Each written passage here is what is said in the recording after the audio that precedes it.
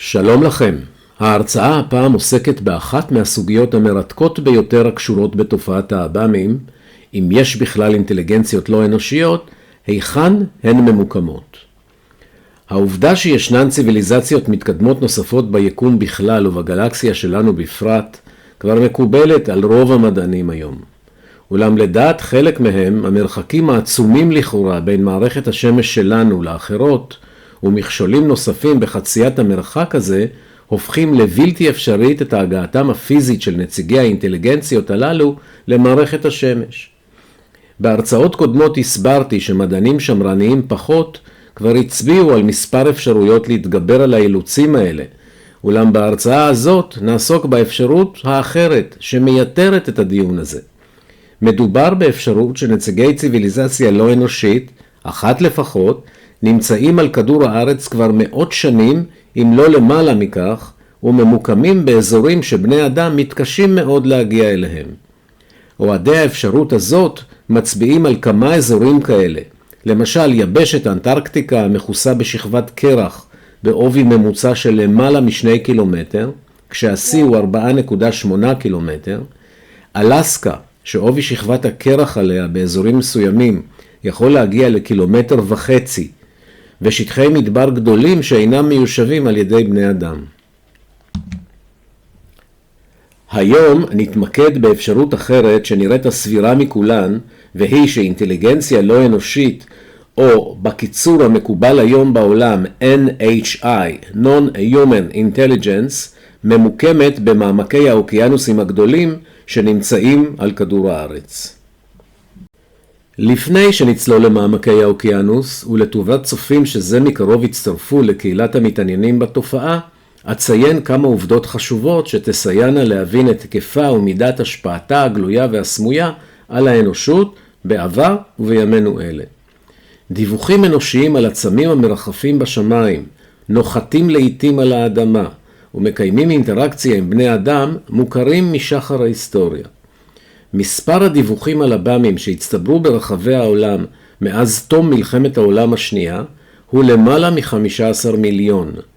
בשנת 2024 לבדה הוערך מספר התצפיות האיכותיות בעצמים בלתי מזוהים ברחבי העולם בכ-40,000, כלומר למעלה מ-100 בכל יום. מתוכן מדווחים בצורה מסודרת כ-20%. לדעה הרווחת בפי חלק ממכחישי התופעה, כי התופעה מדווחת רק בארצות הברית, אין שום בסיס. בשקופית הנוכחית אפשר לראות חלק זעיר מהפרסומים על דיווחים אלה, חלקם על ידי גופים רשמיים של מדינות כגון צרפת, ברזיל, צ'ילי ובריטניה. במדינות אחדות נפתחו ברשת אתרים המאפשרים לאזרחים למסור דיווח מפורט על תצפיות או מפגשים כאלה.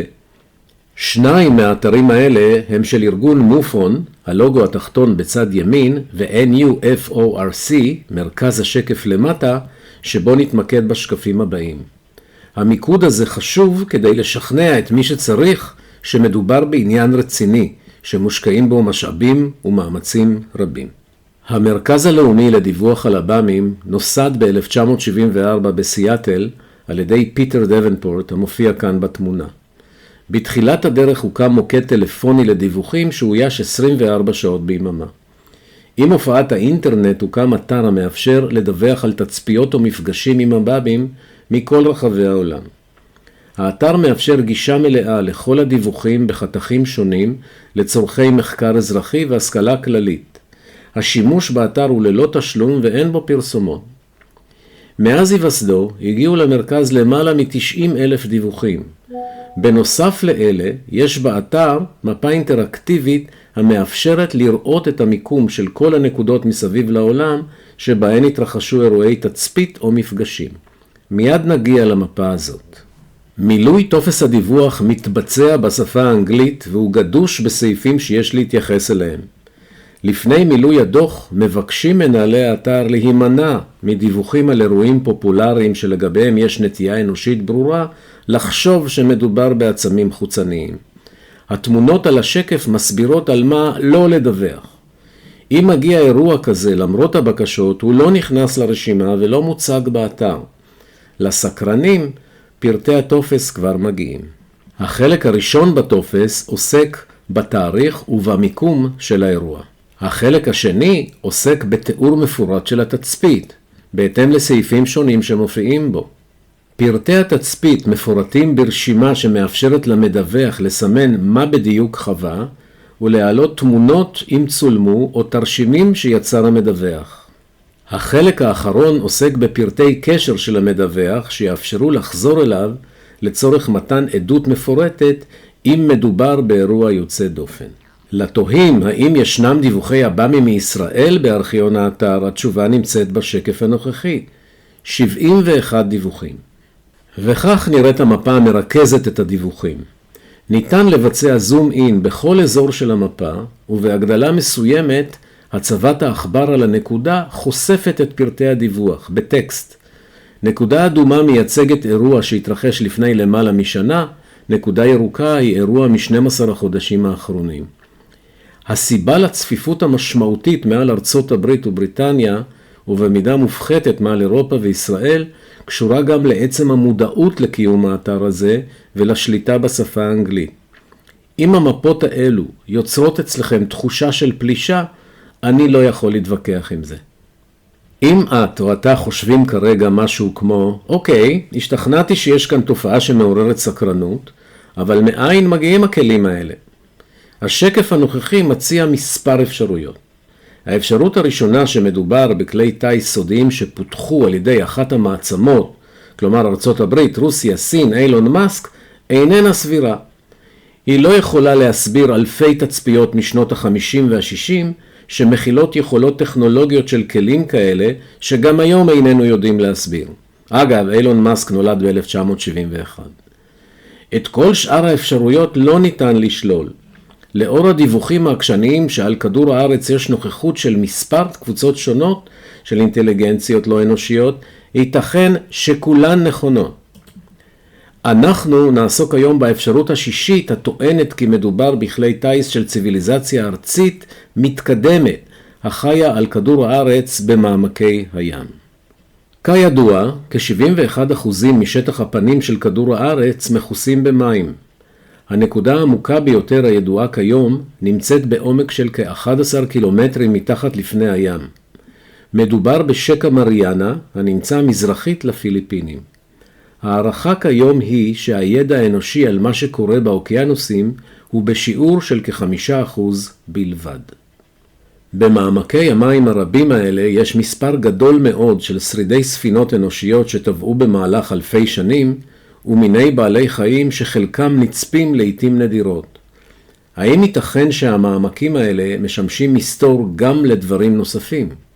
לדוגמה, האם מוכר לכם היצור הנקרא דיונון עצום שאורכו יכול להגיע ל-15 מטרים ופרטים רבים עליו לא ידועים כלל? במהלך השנים נפלטו כמה גוויות של דיונון עצום ונמצא שאחד הפרטים המייחדים אותו משאר בני מינו הוא, ציטוט מוויקיפדיה, אצל הדיונון העצום מכוסה גם הגוף בקרסים לתפיסה, שחלקם מסתובבים ובעלי 3 ראשים. סוף ציטוט. אכן מפלצת ימית לכל דבר ועניין. איך זה קשור לנושא ההרצאה הערב נראה בהמשך. זהו, סיימנו את ההקדמה ואנחנו עוברים לכוכבי הערב, הלא הם האב"מים הצוללים. אב"מים צוללים נצפים כשהם עוברים מטיסה מעל פני הים אל תוך המים ומסוגלים לנוע מתחת למים במהירויות של מאות קילומטרים בשעה. הם מסוגלים להגיח מהמים ולטוס למעלה או הצידה במהירויות של אלפי קמ"ש. הם מסוגלים לרחף בגבהים שונים מעל פני המים בצמוד לכלי שיט גדולים, כגון משחטות ונוסעות מטוסים.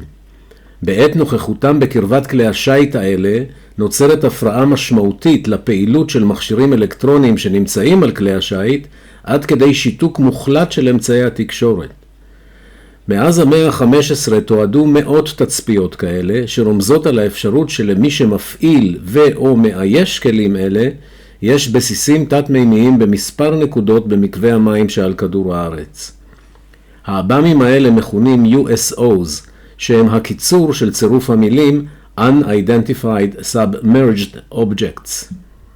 כדי להתוודע לראשונה בצורה ויזואלית לתופעה, נצפה כרגע בסרטון שיכניס אותנו לעטיפה החיצונית שלה. חלק מכם יופתע בוודאי לדעת שאפילו קולומבוס דיווח ביומנו על מפגש עם עצם צולל לא מזוהה.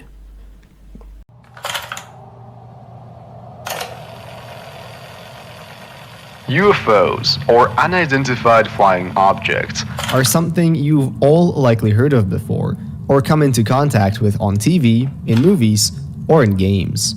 Oftentimes, they're perceived as being connected to extraterrestrial beings, aliens, but in reality, the term can extend to pretty much any aerial phenomenon that we either don't have a solid explanation for, or there simply isn't enough evidence to even begin trying to draft one. In today's video, however, we'll be taking a look at the lesser-known cousins of UFOs that aren't purely aerial. USOs, or unidentified submerged objects, are the water-based equivalent of UFOs. Per the unofficial community definition, it isn't so much the origin of an unidentified object that defines it, rather it's its current state of being. For example, a UFO that flies into and disappears in a lake would, at the moment of contact with water, become a USO, and vice versa. Today, I'll give you a brief overview of the long and extensive history of USO sightings. I'll go into some definitions and official stances, such as from the United States Navy. And all throughout, I'll be mentioning some of the creepiest and most famous reports made regarding these mysterious things. So, grab a tinfoil hat, and let's dive into it.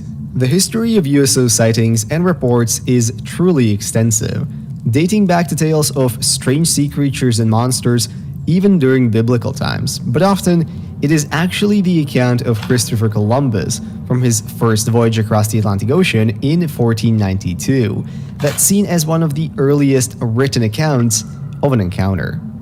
33 days after they'd last seen land, on the 11th of October at around 10 p.m., Columbus reported seeing a light seemingly emerge from the water and travel upward that he described as, quote, like a little wax candle rising and falling. It was only about 4 hours later that they first spotted land, likely the modern-day San Salvador Island in the Bahamas. Some reports claim that another crew member observed the mysterious lights as well, while others claim the lights reappeared multiple times throughout that night. Truth is, we probably won't ever know how much of it really is true, especially since many speculate this sighting might have been exaggerated over the years. But the story is nevertheless intriguing and serves as one of the first proper reports of a USO. Many similar reports would follow over the years. For example, in what is considered one of the first USO/UFO sightings in the modern-day United States, John Winthrop would write in a diary entry dated January 18, 1644, quote, about midnight, 3 men coming in a boat to Boston saw 2 lights arise out of the water near the north point of the town cove, in form like a man, and went at a small distance to the town and so to the south point, and there vanished away.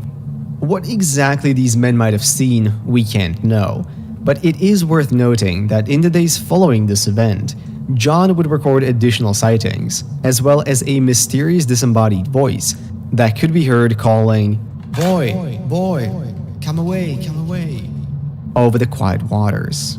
Lastly, on this trip down history lane, I want to briefly mention the somewhat infamous USS Trepang, a submarine in the United States Navy that was carrying out missions in the Arctic in the year 1971.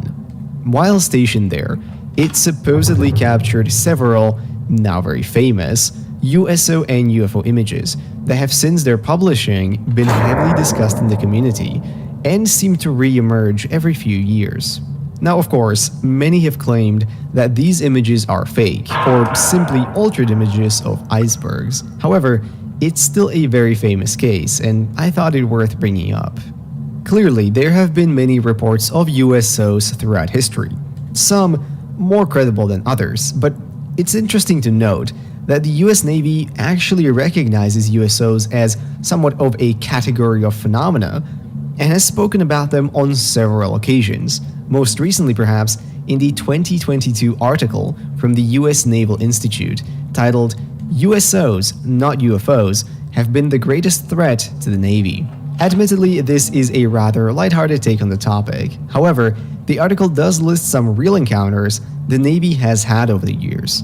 For instance, the story of USS Steen, a Knox-class destroyer in the US Navy fleet between the years of 1970 and 1992. It was in 78 when the ship started experiencing some unusual noise.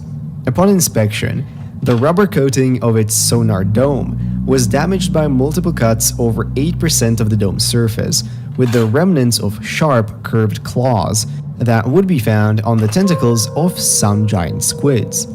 Alarmingly, the claw marks hinted at a creature a magnitude larger than the biggest colossal squid that had been detected up to that point, so who knows what was really trying to grab a hold of that device.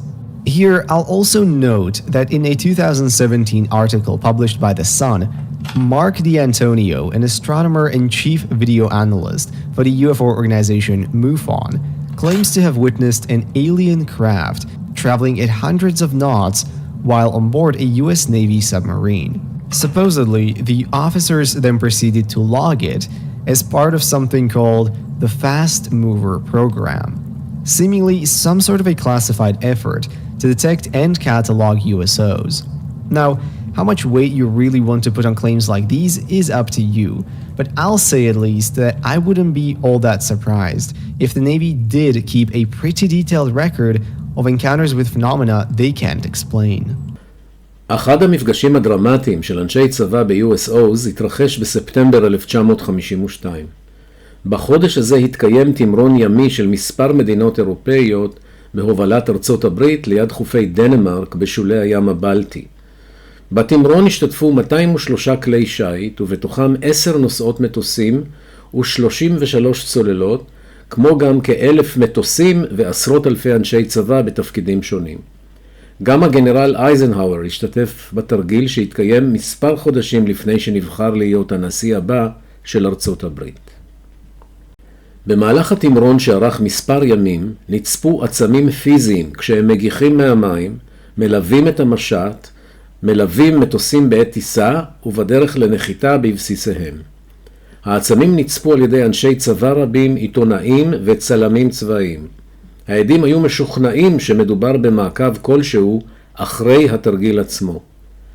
למרות התמשכות האירוע לנוכח מאות עדים, לא ניתן לו שום הסבר רשמי. יצוין כי במקביל לאירועים בים הבלטי, נצפו אב"מים גם בקרבת החוף הבריטי, והנושא פורסם בעיתונות המקומית. נצפה כעת בסרט המתאר את שרשרת התצפיות והמפגשים עם USOs שהתרחשו במהלך התמרון שנקרא Operation Main Brace. הקריין בסרטון הוא בעל מבטא צרפתי מובהק. כפי שחדי העין בוודאי הבחינו, בטבלה שהציגה את המדינות שהשתתפו בתמרון, זכתה צרפת למקום מכובד. In 1952, a large-scale naval operation allegedly attracted the attention of several UFOs and unidentified submerged objects. Multiple credible military witnesses claimed to have seen them, and rumors say General Dwight Eisenhower was also present.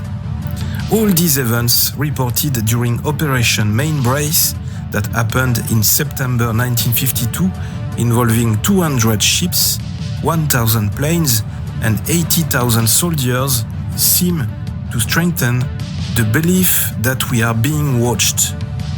What do these apparitions really mean? Should they be interpreted as attempts to communicate or intimidate? Are they watching us? In late September 1952, only months after a rush of flying saucer sightings over Washington, D.C. made headlines around the world, dozens of military officers participating in NATO exercises in the North Atlantic were struck by their own UFO fever.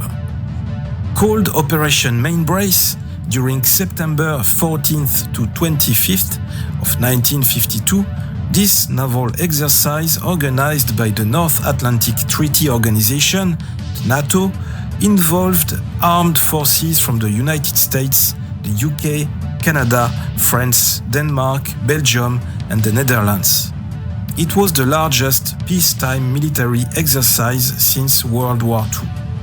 The wargame-style maneuvers simulated NATO's response to a mock attack on Europe, presumably by the Soviet Union. The main brace operation involved 200 ships, 1,000 planes, and 80,000 soldiers from multiple NATO countries, including large deployments from the United States and the United Kingdom. This massive operation caught the eye of everyone in the vicinity, and apparently, not all of them were human. The first two incidents occurred during the first day of demonstrations. The first main brace encounter came on September the 13th, when the captain and crew of a Danish destroyer spotted a triangular-shaped object moving through the night sky at alarming speeds. The unidentified craft emitted a blue glow and was estimated by Lieutenant Commander Schmidt Jensen to be traveling upward of 900 miles per hour. On September the 19th, 1952, Royal Air Force personnel stationed at RAF Topcliffe in England also spotted a UFO as one of their planes was coming in for landing. Multiple radar operators saw the silver circular object perform impossible maneuvers and accelerate incredibly fast. Lieutenant John Kilburn spoke publicly about this strange experience. Suddenly it accelerated at an incredible speed towards the west, turning onto a southeasterly heading before disappearing. All this occurred in a matter of 15 to 20 seconds. The movements of the object were not identifiable with anything I have seen in the air, and the rate of acceleration was unbelievable. On September the 20th, an American newspaper reporter named Wallace Litwin was aboard the USS Franklin D. Roosevelt, an aircraft carrier participating in the main brace exercises, when he saw a commotion on deck. Several pilots and flight crew members pointing at a silver sphere in the sky that appeared to be following the fleet. Litwin quickly shot 4 color photos of the round object as it made some impressive maneuvers, and which he assumed was a weather balloon. The color photographs were examined by Navy intelligence officers, but the results have never been made available to the public. Besides, during his investigations, Captain Edwin J. Ruppelt, the director of Project Blue Book, the code name for the systematic study of unidentified flying objects by the US Air Force from 1952 to its termination in 1969, was shown the photos, stating that they turned out to be excellent.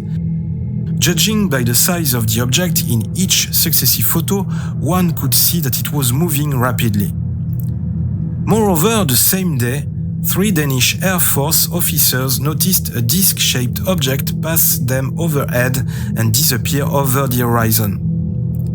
On September the 21st, 6 British pilots flying in formation over the North Sea spotted a shiny spherical object rising from the water and approaching their location. The pilots engaged in pursuit, but the UFO quickly disappeared from their sight.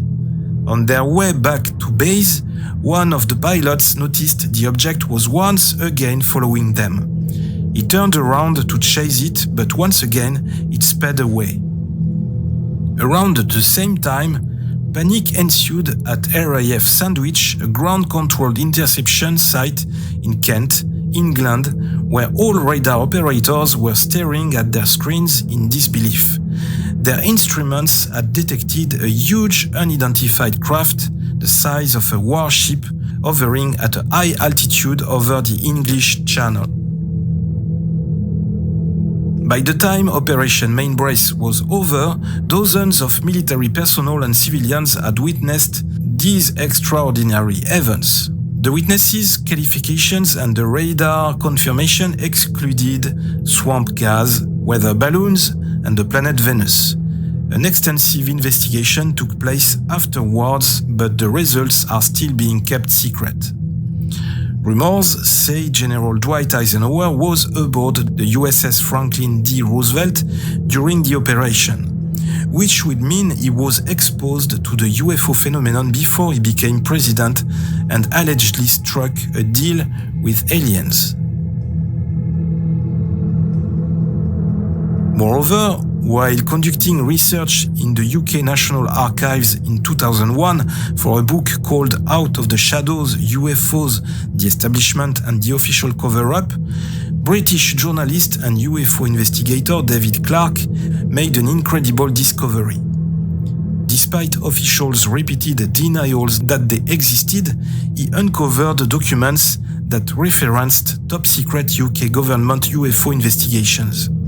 The 6-page report from the Ministry of Defence's Directorate of Scientific Intelligence, the equivalent of the CIA in America, dated June 1951, was produced by a top-secret panel of military intelligence experts known as the Flying Saucer Working Party. According to the report, the 5-member team had been meeting since 1950 to analyze reports of unexplained sightings from RAF and Royal Navy pilots.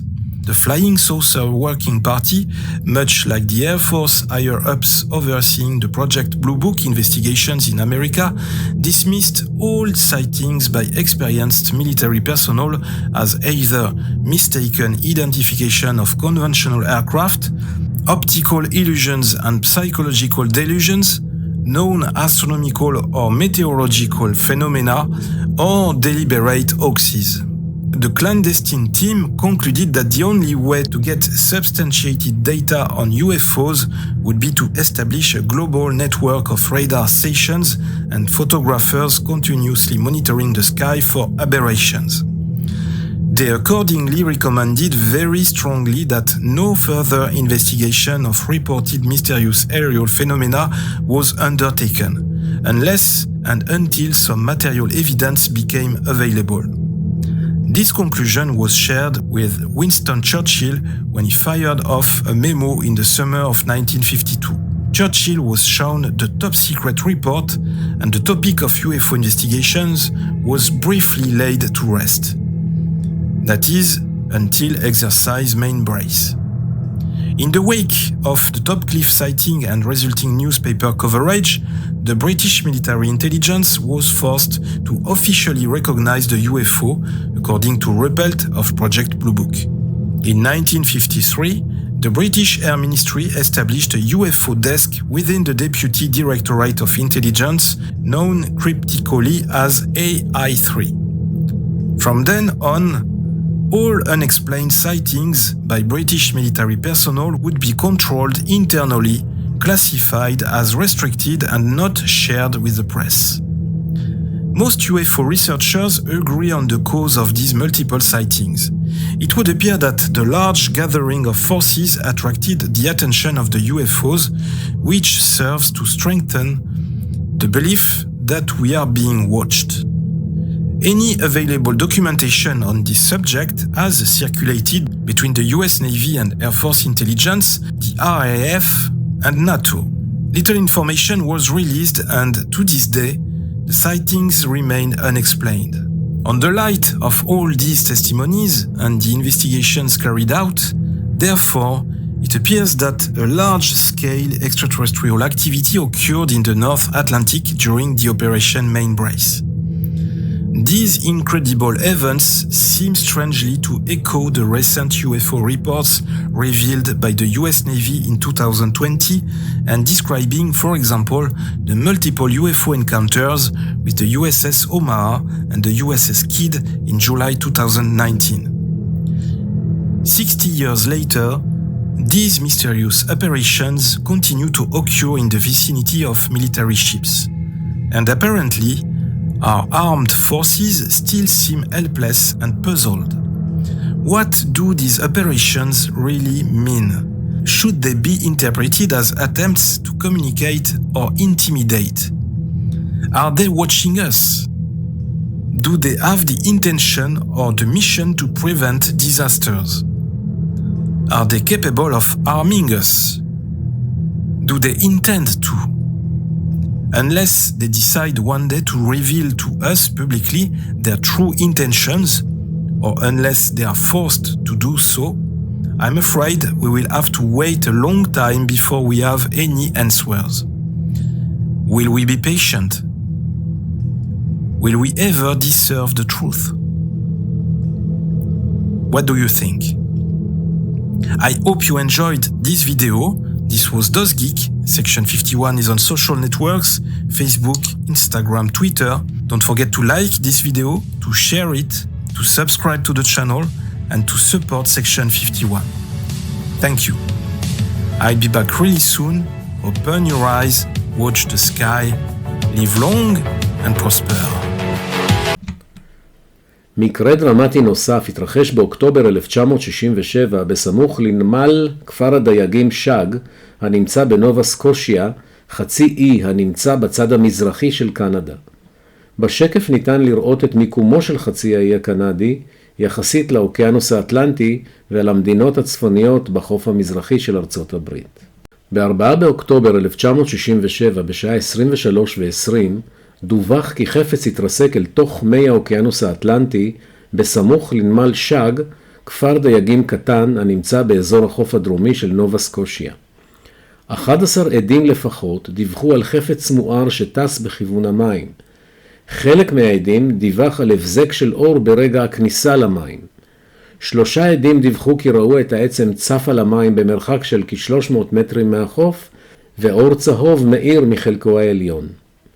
מהעדויות שלוקטו מאוחר יותר הסתבר שהעצם היה באורך של כ-20 מטרים, ונע בזווית של כ-45 מעלות בתנועתו כלפי המים.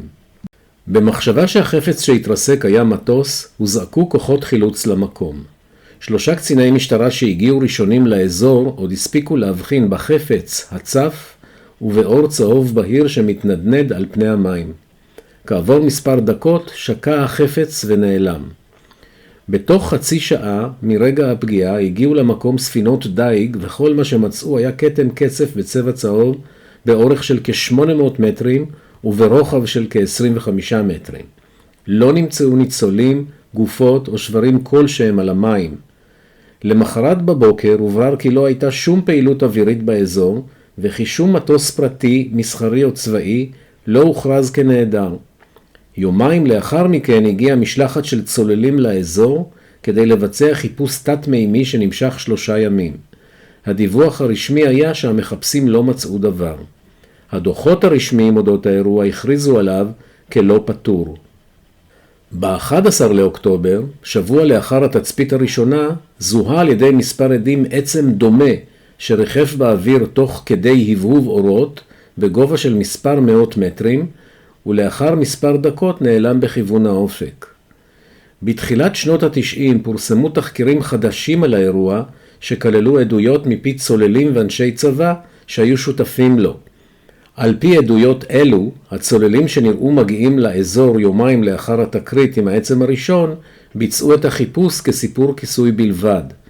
על פי העדויות, יחידת בקרה משותפת של קנדה וארצות הברית, שהייתה ממוקמת כ-50 קילומטרים צפון מזרחית לנמל, ושעסקה בניטור תנועה תת-מימית באזור, בעיקר כנגד צוללות סובייטיות, זיהתה את העצם הראשון עוד ביום הכניסה למים, ועקבה אחריו כשהוא ממשיך לנוע מתחת למים ומתרחק מהאזור שנכנס דרכו. על פי עדויות נוספות הובאה לאזור דוברה ענקית כדי לסייע בחילוץ החפץ, אולם לאחר שחפץ דומה אחר הצטרף לראשון, הוחלט להמתין להתפתחויות. לאחר המתנה של כשבוע, עזבו מספר ספינות צבאיות שהשתתפו במעקב את המקום, כדי ליירט צוללת סובייטית שהתקרבה לאזור. סמוך לעזיבת הספינות הצבאיות, החלו 2 העצמים ששהו כל העת מתחת למים, להתרחק מהצי שהמתין להם למעלה, לכיוון מפרץ מיין, ואחר כך צפו אל פני המים והמריאו במהירות. סרטון הוידאו הבא מתאר את פרטי האירוע על פי סדר התפתחותם בשטח והגילויים שנחשפו בשנים מאוחרות יותר. התרגום האוטומטי לעברית המופיע בסרטון הוא בדרך כלל מדויק, אבל לעתים המילה craft מתורגמת למלאכה או יצירות בעברית, כאשר הכוונה היא לכלי טיס. Late on the evening of October 4th, 1967, the residents of a small fishing village called Shag Harbor in Nova Scotia on the east coast of Canada would witness something very strange. A large, unknown object that crashed into the waters just outside the village. This event is considered one of the most intriguing UFO sightings and crashes ever reported in Canada. So let's take a look at the Shag Harbor incident.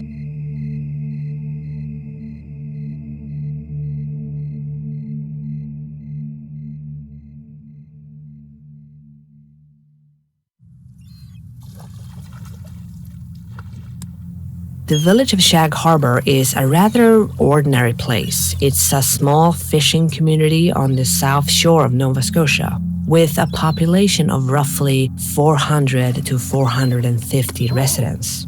The village would probably not catch anyone's attention if it wasn't for the events of 1967. At around 7:19 p.m. on October 4th, a pilot of an Air Canada plane reported seeing a strange object in the sky. The plane was en route to Toronto and was flying over Sherbrooke and Saint-Jean, Quebec at around 3,658 meters, or about 12,000 feet. First Officer Robert Ralph is the one who first spotted the object. Around 7:15 p.m., he would tell Captain Pierre Charbonneau on Flight 305 that there was something strange on the left side of the aircraft.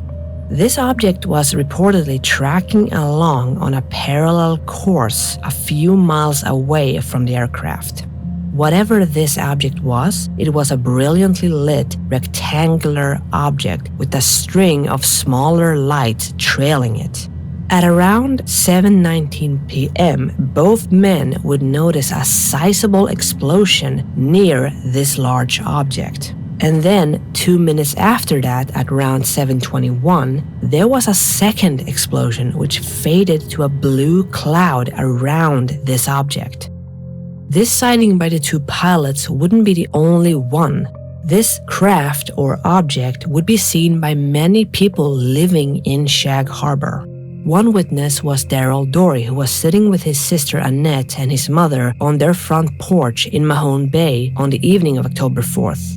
The group noticed a large object moving above the southwestern horizon. Dory would write a letter to the Royal Canadian Air Force Greenwood Base commander the next day, and in the letter he asked the commander about this strange craft that he saw flying over the water the previous evening. He was curious to know what this craft could have been because he had never seen anything like it, and he assumed that it was some kind of new military aircraft, and he was curious. It's unclear if he received a reply or not. Another witness who saw this strange craft was Captain Leo Howard Mercy, who was standing at the wheelhouse of his vessel when he spotted 4 blips on his Decca radar, which were stationary. Looking up about 28 kilometers or 17 miles from the vessel's windows, he was able to see these 4 bright blips or objects situated in a roughly rectangular formation. And Mercy wasn't the only one who saw this object. Nearly 20 fishermen were standing on the deck and watching this object in the sky to the northeast. Wondering just what the hell he was looking at, Mercy would radio the Rescue Coordination Center as well as the harbor master in Halifax to ask for an explanation. He also filed a report with the Lunenburg Royal Canadian Mounted Police. Like I said, there were multiple witnesses seeing this. Some residents would report seeing strange orange lights in the sky. For instance, 5 teenagers would see these orange lights flash in sequence before they suddenly dived at a 45-degree angle towards the water surface.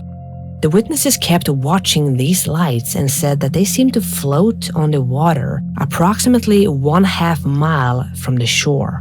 Some people called the local newspaper and local radio stations to report these strange lights that they had seen. and many people would report witnessing strange glowing objects flying around Halifax at around 10 p.m.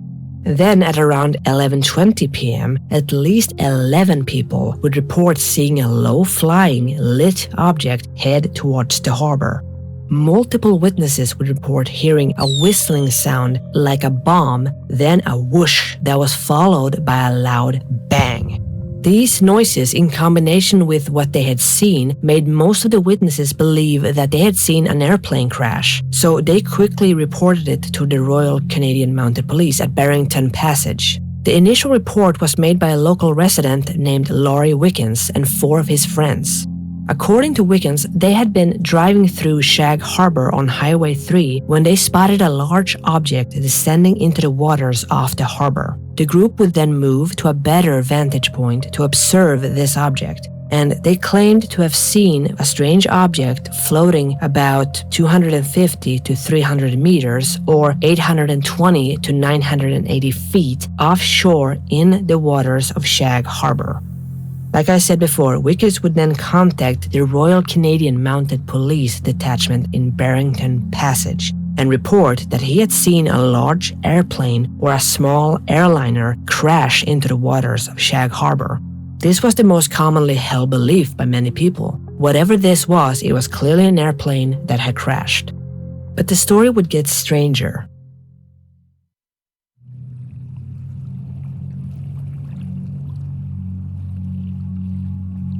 Some of the RCMP officers were already aware of this strange event.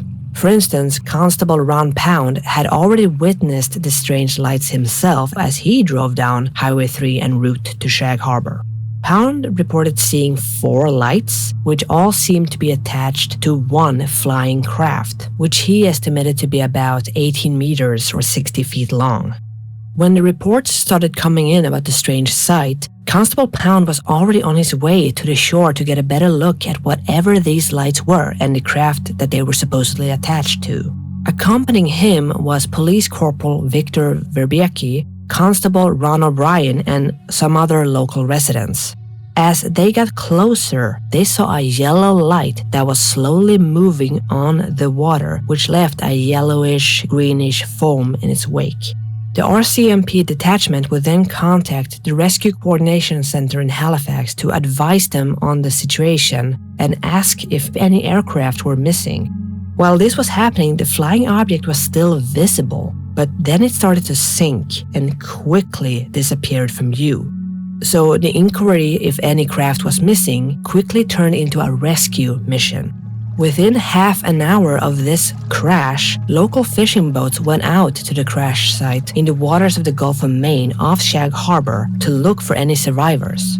But nothing was found. No survivors, no bodies, or even debris could be found, either by the fishermen or by the Canadian Coast Guard search and rescue cutter, which had arrived about half an hour later from nearby Clark's Harbor. They kept on searching until about 3 a.m. when the search was called off because nothing had been found. The captain of the Canadian Coast Guard cutter received a radio message from RCC Halifax that all commercial, private, and military aircraft were accounted for along the eastern seaboard, in both Atlantic provinces and New England. In other words, no aircraft was missing as far as they could tell. By the next morning, RCC Halifax also sent a priority telex to the air desk at the Air Force headquarters in Ottawa to inform them of the crash and that all conventional explanations such as aircrafts or flares had already been dismissed. This led to the incident actually being labeled as a UFO report. The search wasn't over though. The head of the air desk would recommend that they do an underwater search. And very quickly after that, the Fleet Diving Unit Atlantic would be tasked with carrying out this search. So, 2 days after this incident had been observed by multiple people, a detachment of Navy divers from Fleet Diving Unit Atlantic was assembled, and for the next 3 days, they would comb the seafloor of the Gulf of Maine off Shag Harbor for any clues, but they came up empty. The final report would state that no trace of an object was found. Divers from a vessel called the HMCS Granby also did an extensive search on the bottom of the ocean for several days, but they also found nothing. No trace of any craft or crash victims or any clue whatsoever to indicate what had happened or the fact that something had happened at all. Whatever this strange object was never officially identified. Therefore, it would be referred to as an unidentified flying object or UFO in Government of Canada documents. The Halifax Chronicle Herald gave the Shag Harbor reports extensive front-page coverage and ran a headline story on the 7th of October titled "Could Be Something Concrete in Shag Harbor UFO RCAF."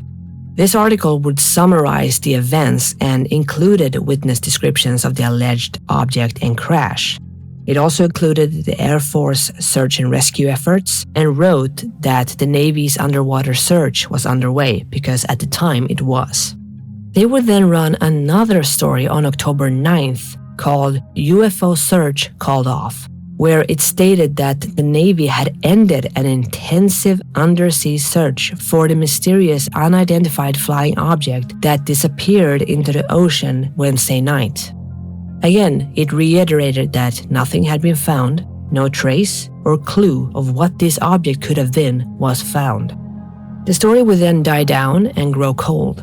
It would be sort of reignited a few months later when the story was reported on again, but that interest would also quickly die down and grow cold.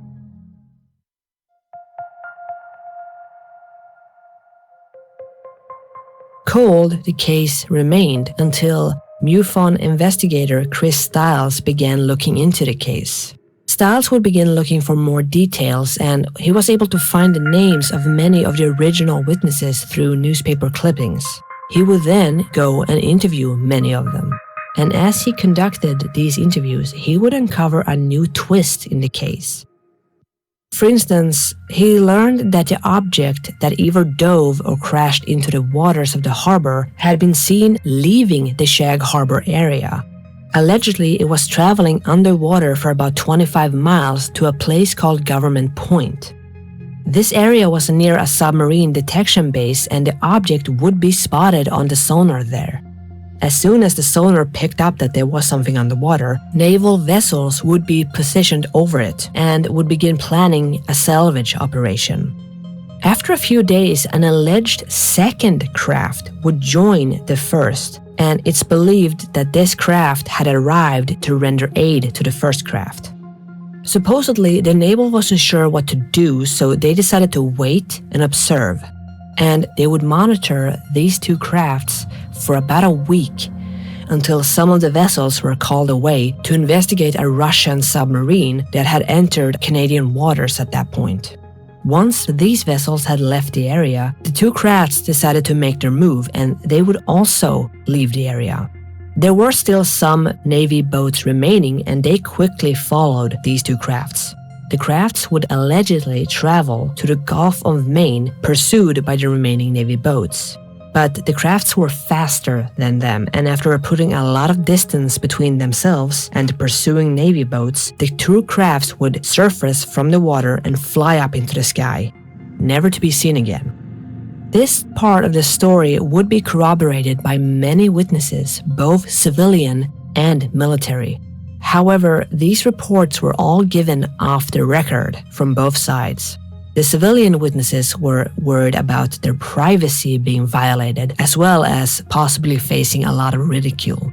And the military personnel were also worried about ridicule, but they were mostly worried about the loss of their pensions should it become known that they had spoken about this topic.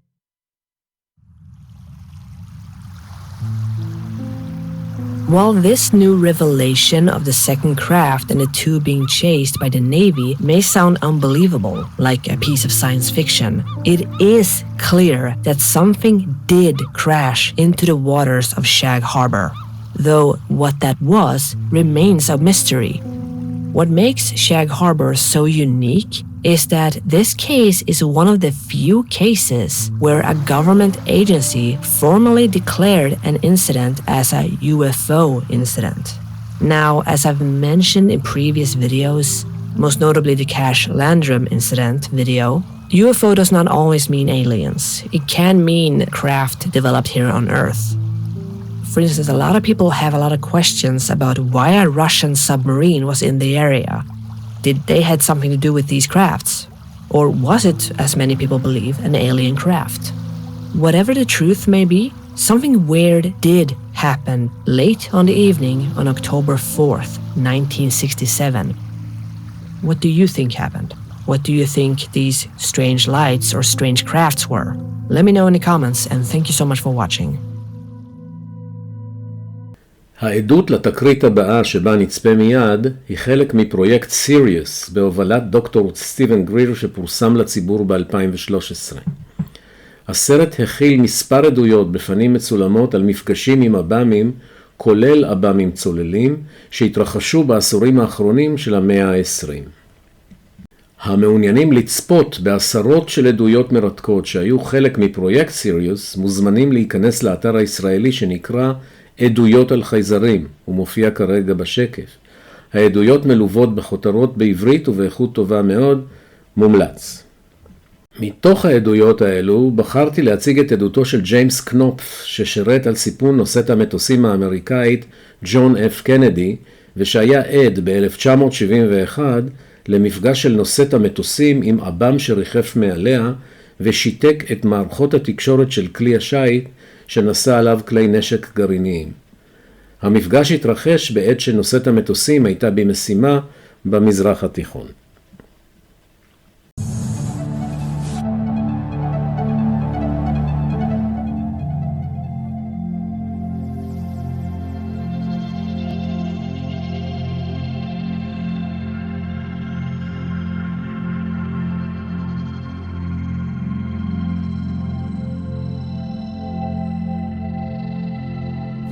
I joined the Navy in April of 1969. I went to I attended Radio A school in Bainbridge, Maryland. Then I reported to the USS John F. Kennedy, which was CVA 67 at the time, which was already on a deployment to the Mediterranean. I caught up with it there. I worked in the communications section for a few years, and then I moved to the navigational section of the Kennedy, where I was working with the quartermasters. I did administrative work for the navigator. After that, I was transferred to Commander Fighter Wing 1 at Naval Air Station Oceana in Virginia Beach, Virginia. 1979, I applied for a job at the National Security Agency as a security guard and was hired in 1980. Did that job for 3 years, and then I moved to the electrical division under the General Services Administration at Fort Meade, Maryland. In 1986, they did away with all the GSA services, so I became an actual NSA employee in 1986 and worked in the facilities section at NSA until my termination in June 13th, 1997.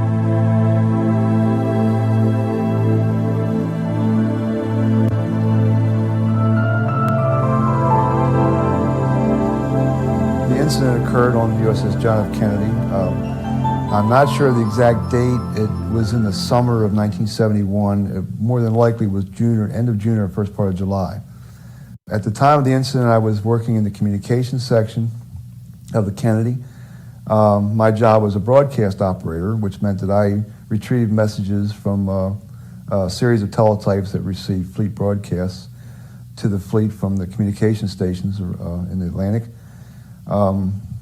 We were in the southern Atlantic. We had been performing an operational readiness exercise in and around Cuba and in the Caribbean Sea in preparation. Well, war games. The Navy, all the military do these exercises from time to time to keep proficiency up.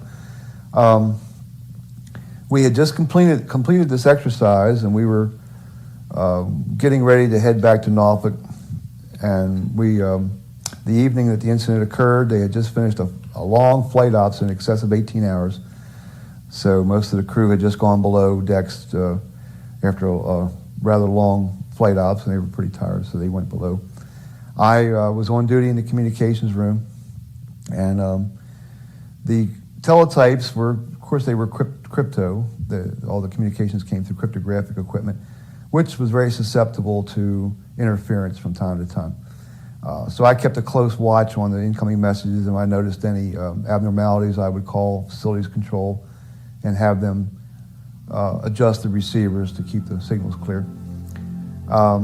This particular night, I took a message off the teletype and filed it because it was not to us, and I turned around to check the teletypes again and saw something I had never seen before. All 8 teletypes were just typing complete garbage, totally incoherent. I had seen 1 or 2, mistakes in the messages, but never anything this extensive. So I immediately called the facilities control on the intercom to inform them that my broadcasts were out, and they informed me that they were busy because all communications had just gone out. A few seconds later, we heard we had an intercom and a pneumatic tube system that went between the communications room to the signal bridge, which was located on the very top of the island structure of the carrier. And we heard a voice come on, very excited, yelling that God was here, it was the end of the world. And we looked at each other and thought, well, that's strange, what's going on there? Another few seconds went by and another voice came on, more controlled. This person said that there's something over the ship, is what he said, there's something over the ship. Well, I looked at a friend of mine, a shipmate, and he looked at me, and we decided to go have a look, which was really breaking the rules. We weren't supposed to leave the comm area during watch, but nothing was working anyway, so we figured, being young. And so we exited the communication center and went to the catwalk on the port side of the ship, on the flight deck, edge of the flight deck, and we observed a large glowing sphere over the island structure of the ship, over the ship. It was hard to decide what size this thing was because there was no perspective. It was late in the evening, the sun had gone down, it was twilight, but it looked huge. I would say anywhere from 300 or 400 feet to a quarter of a mile, depending on how high it was. If it was high and it was huge, it glowed in a pulsating manner between a yellowish and an orangish color. I couldn't see any details other than a glowing spherical object. Unfortunately, I only got to observe this object for less than 30 seconds because by the time we got out there and started looking at it, general quarters went off on the ship, battle stations, and we had to go back to our watch station, which was our battle stations.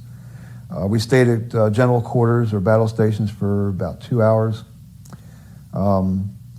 It was only several minutes after we got back to the communication center that the messages started coming in again. Incoming started coming in, outgoing was still out. So it wasn't that long we were out of communications, maybe 20 minutes at the most. Of course, I stayed on watch until my watch ended, which was at midnight. After that, I talked to a few friends, some shipmates that I had on the ship.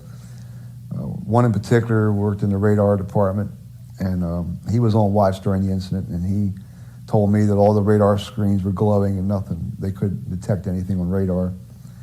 And we stayed up most of the night talking about it, a few friends of mine, and we heard stories about the compasses not working on the bridge and that the radar navigational system had gone offline. What I was observing was the underside of possibly a disk, which would cause it to look spherical from my vantage point. I've thought about it a lot, and that's the conclusion I've come to. I heard from some people that the first voice on the intercom that we heard yelling, saying it was the end of the world, was actually a bosun's mate lookout that was on watch on the signal bridge.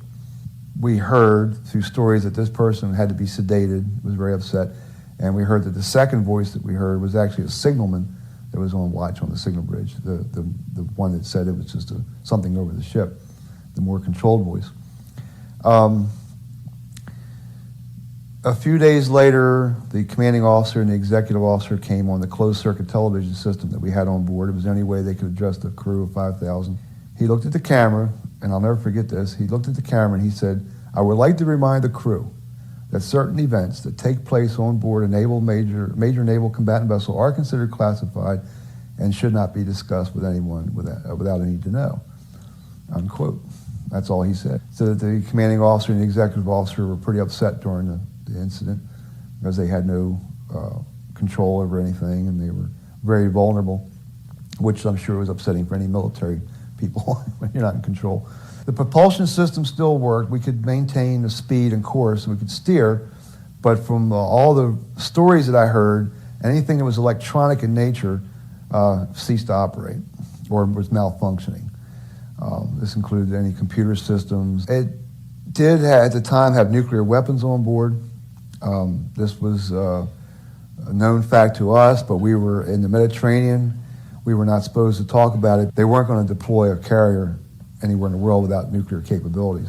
The altitude of the object appeared to be pretty low. I did get a message from a former serviceman, U.S. Navy serviceman, that said he was on a destroyer in the vicinity and that they had tracked an object on radar in sometime that summer.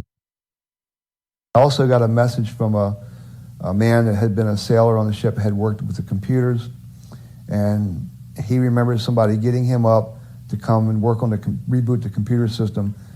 And he had said what happened, and they said a UFO was over the ship, and he laughed it off, thought it was a joke. And he just chalked it up to a computer crash and rebooted the system. And it wasn't until he read my story that he remembered that, and he said, well, they weren't joking. But all this time, he thought it was just a joke. It was only actually over the ship for maybe 5 minutes or less. However, the ramifications of the disruptions lasted for at least an hour. That's why we stayed at battle stations for 2 hours. I guess they were waiting to see if it came back, and they were still trying to restart systems and get things back and fully operational. It took them probably at least an hour. And then there were no aircraft in the air. They were all on board when the incident started. They kept 2 F-4 Phantoms, which were called already CAP, Combat Air Patrol. From what I heard, they would not operate. They were trying to start those jets, and from what I heard, and the rumors and the stories, that they wouldn't start, that they were out of commission. No noise from the object. It was quiet on the flight deck at the time because I said there was no flying, no aircraft running, so it was rather quiet. We discerned no sound whatsoever, no humming, nothing, just a complete silence. Some men arrived on the ship when we returned to Norfolk to interview some people in suits. Lord knows where they came from, what agency they were from, but I had heard it. Because I wasn't a legitimate observer, I wasn't even supposed to be out there, I guess nobody really even knew I saw it. But I'm sure the rumor I heard that all the bridge crew, people that were on the bridge, were interviewed by these gentlemen in suits, and some people in some operational areas, radar, and we had an organization on the ship called IOIC, and it was Integrated Operations Intelligence Communications, something to that effect. I don't remember I remember the acronym, but I don't remember the exact meaning. And I'm sure I had heard that they were out taking pictures of this thing. I'm convinced that there's something to it. I'm convinced that the government, somebody in the government knows a lot more than we know. I have my own theories of why it's being hidden. I think it's the reason that the information is being kept from the public is there are many reasons, not just one particular reason. What would those be? They probably feel that the general public couldn't handle the knowledge of extraterrestrials visiting. I think that they have information that would seriously undermine the economy of the country.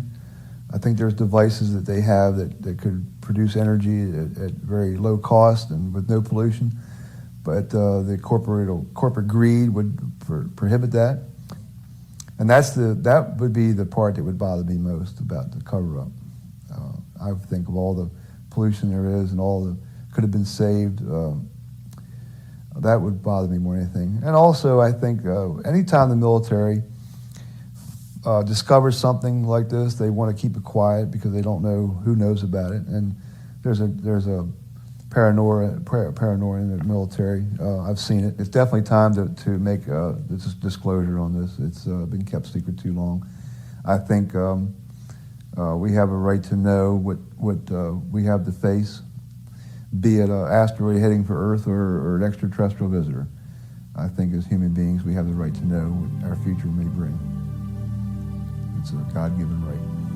למרות שכבר בשנת 1970 התפרסם ספר איכותי מאוד שעסק במפגשים אנושיים עם USOs, התחום הזה נתפס כשולי עד לפני מספר שנים. עם חשיפת הדיווחים של טייסים אמריקאים על מפגשים חוזרים ונשנים עם USOs בעת אימונים בסמוך לחופים המזרחי והמערבי של ארצות הברית, התעורר עניין חדש בנושא והרשת מוצפת במידע על הנושא הזה. גם ריצ'רד דולן, ההיסטוריון הבכיר והמוערך של תופעת האב"מים, פרסם לאחרונה את ספרו הראשון מתוך 3 שעוסק רק בתקריות USOs. ספריו הקודמים של דולן זוכים להערכה רבה בקרב קהילת היופולוגים, והוא מוזמן כמעט לכל כנס משמעותי כאחד המרצים המרכזיים. הספרים לא תורגמו לעברית. באמזון ניתן להשיג את הגרסאות המקוונות של הספרים האלה בסכומים סמליים, ולתרגם אותם באמצעות אפליקציות התרגום המוכרות. הכותרת של שלישיית הספרים היא היסטוריה של ה-USOs. הכרך הראשון שכבר יצא לאור מכיל תיאור מפורט של כ-180 מקרים.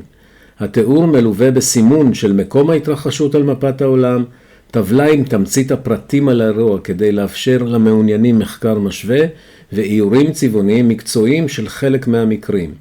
האירוע הראשון המתואר בספר מתואר לשנת 597 לספירה.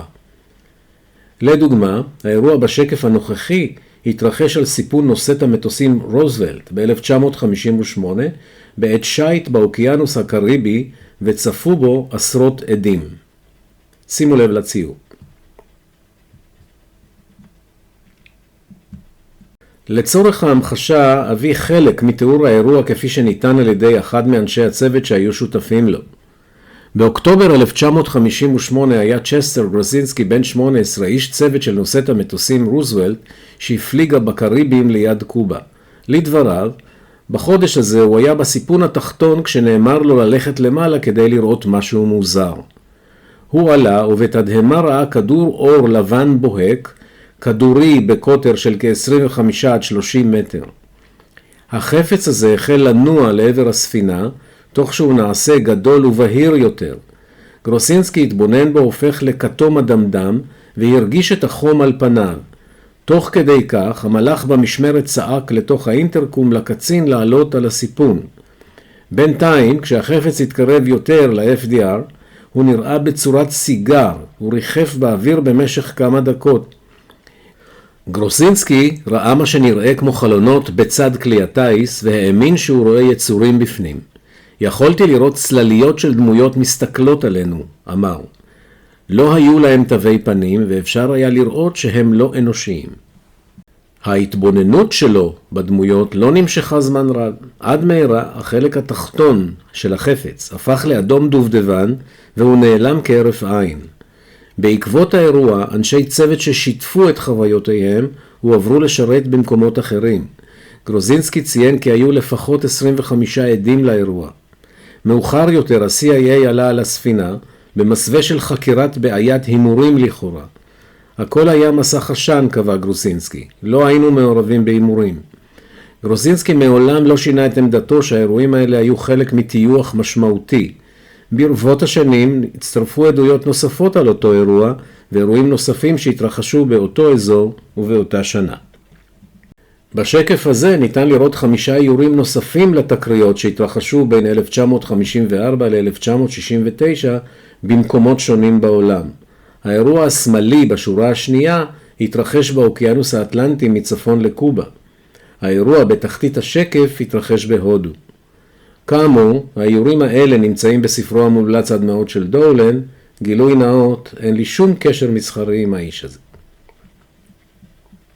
בנוסף לתיאור של כל תקרית בנפרד, ישנן מספר טבלאות המרכזות את המידע ומאפשרות להתבונן בהתפתחות התופעה על פי קריטריונים שונים. הטבלה הזאת למשל מנתחת את 672 התקריות שהתפרסמו בשלושת הכרכים. כאשר כותרת העמודות היא העשורים בהם התרחשו התקריות, וחותרות השורות את איכות הדיווחים על התקריות הללו.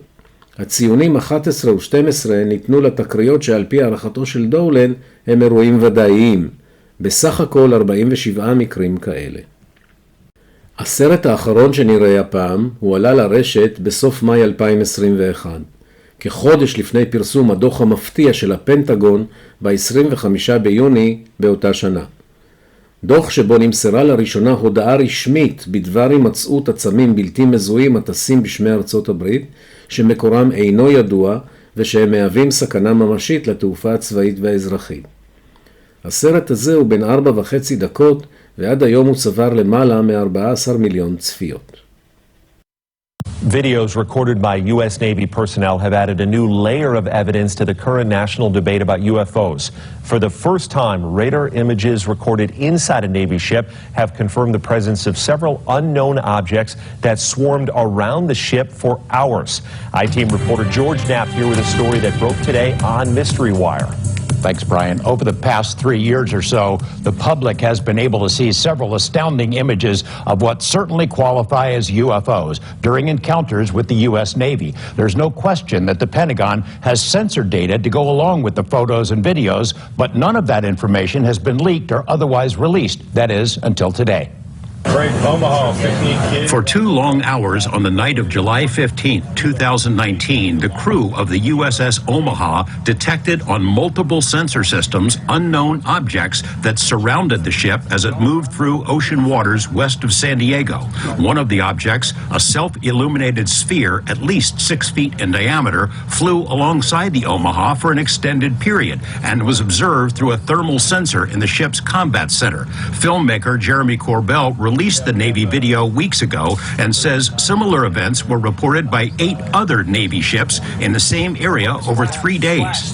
Mark bearing and range. There was numerous warships that are having similar it appears to be coordinated interaction, and this whole series was within this kind of, I'd say, circumference of 100 miles, and there was up to 50 to 100 contacts. In the last 3 years, the Pentagon has reluctantly confirmed the legitimacy of UFO images captured by Navy ships and air crews, including these photos taken off the coast of Virginia and the better-known videos, the so-called Tic Tac incident and the gimbal. But other than the images themselves, there's been no release of censored data to buttress these cases. There is now. Well, if you can write a general that long where we're at, and the number of contacts you got, the course of the speed meters off. Over a period of hours, crew members on the USS Omaha, which is located in the center of this radar screen, monitored the approach of the unknown objects, as many as 14 at one point, all around the ship. 2 different radar systems watched the objects and estimated their speed. Track 781 just sped up to 46 knots, 50 knots, closing in. Oh, actually 38 knots. Quite fast. That one's pretty much perfectly 000 relative, right? Yeah. Corbell obtained the images from sources he declines to identify. The Pentagon's UAP task force considers the Omaha spheres to be true unknowns. The ships that were under observation by the unknowns were unable to track where they came from or where they disappeared to. The Omaha sphere appears to have vanished into the ocean. What was splashed? At that point, it also vanished from all sensors. In one video snippet, 9 of the objects were seen around the Omaha, but 2 of them dropped off, somehow invisible to 2 radar systems. And it supports the hypothesis that these are not just a balloon dropping into the water, or it's not something that is easily explained. These are true unidentifieds in mass number, and we'll talk more about that, but that's what we're showing people, where you have radar data that goes with FLIR data, what everybody has been belly aching for. So here you go. If these are foreign-made high-tech drones, how do they fly with no wings, rotors, or detectable exhaust? Do they possess some sort of cloaking ability? The sensor data, combined with the video images, raises difficult questions. These are unidentified. We don't know what they are. Everybody tries to corner me in saying they're aliens or something like this. I have no idea. Maintain track as best you can. George Knapp, 8 News Now. The video of the radar screens consists of 4 clips that were spliced together to show that this went on over a period of time. Today, less than 4 hours after that video was made public by us, a Pentagon spokesperson confirmed it is legit, that it was recorded by Navy personnel and is in the hands of the UAP task force. That's the unit created to prepare a report for Congress that is due next month.